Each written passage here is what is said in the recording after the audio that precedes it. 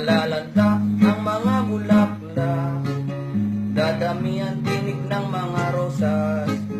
Babaha at ulan ng malakas, walang makakapag-date sa labas. Ang mga teddy bear ay susunugin, lahat ng singsing kakalawangin. Ang mga tsokolate aamagin, at ang kumain sa sakit ang ngipin.